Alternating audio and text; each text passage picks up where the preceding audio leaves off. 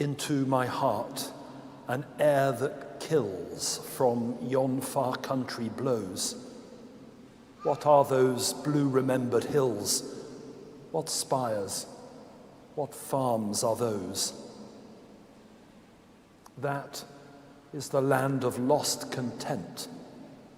I see it, shining plain, the happy highways where I went and cannot come again.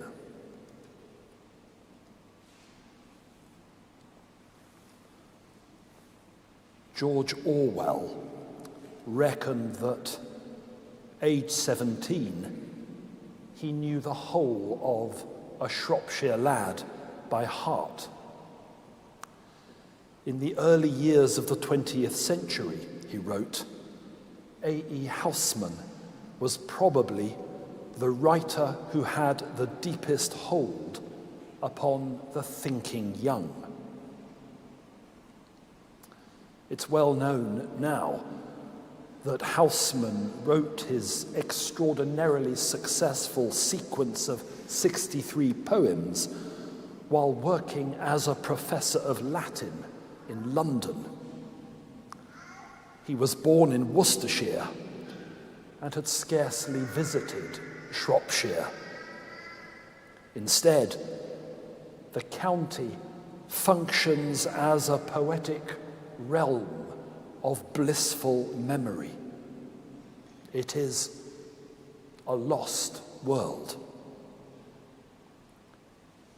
The tragic irony is that the thinking young of whom Orwell wrote, so moved by the nostalgic pathos of Housman's verse, were to lose not an imagined world, but a real one in the calamity of the Great War. These two experiences of loss, corporate and intimate, that of a generation broken by the brutal conflict of the era into which it was born, and that of a gifted academic giving lyrical voice to his inner anguish. These two experiences of loss are elements of humanity's inescapable inheritance. Visitors to Sarum Lights last week saw gorgeous medieval calligraphy and the swagger of the age of chivalry. They saw cartographic depictions of the continents as our forebears understood them, and a glorious historical cavalcade projected onto the arches and vaults of the nave. There they saw terracotta warriors, galleons, biplanes, and dinosaurs. They were also invited to make and leave behind them a record of something that they had lost, or of something that they had found. The briefest glance at these is deeply moving. Many choose to reveal the pain of bereavement. Many speak of the joy of love. Friends and family members are recalled by name. Deep sadness finds a voice. Heartfelt gratitude is expressed for what has been.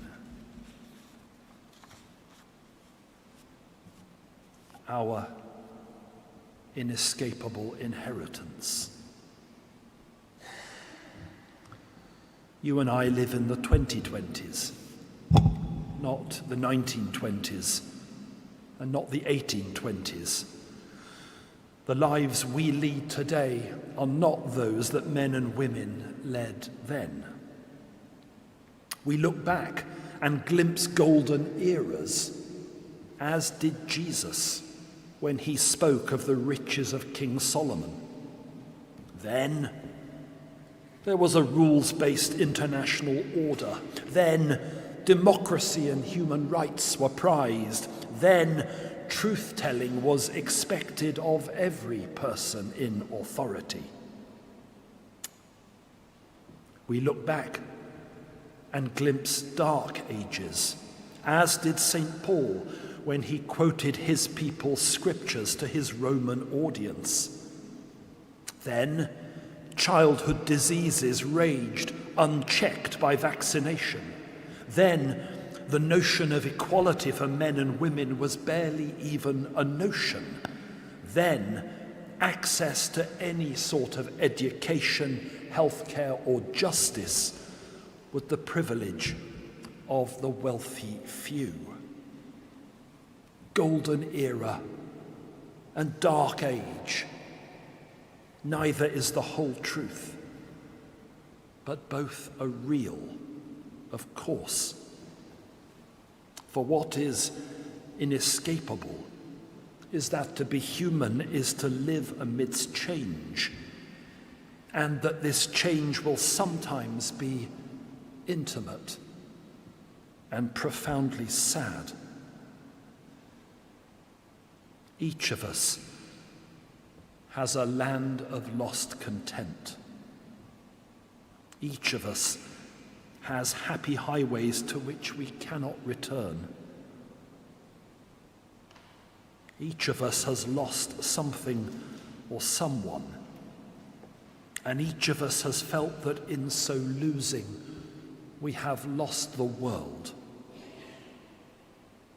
Houseman's poems have been in print continually since 1896 because they acknowledge our loss and because they give words to it that we cannot muster. Remembrance flourishes as a season more than a century after its inception because it serves our need to honor the dead of our lost worlds, all our dead, of all our lost worlds. It is this inheritance of change and loss that we acknowledge tonight. Not to do so would be dishonest. But this is a holy place. A place built to honor one in whom there is no darkness or decay or death. And into this inescapable inheritance, another poet speaks. We cannot know her name, but we heard her words in the opening verse of tonight's psalm. I waited patiently for the Lord, and he inclined unto me and heard my calling.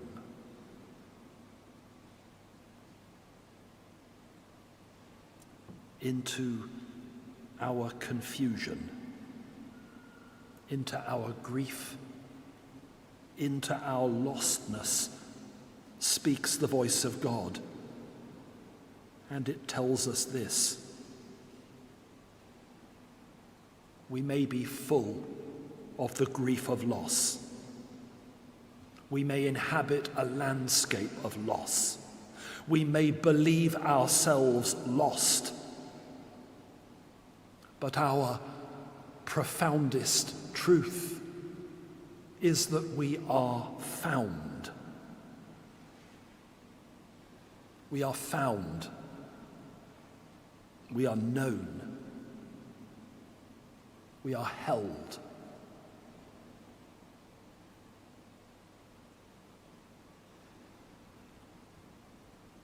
Let us pray.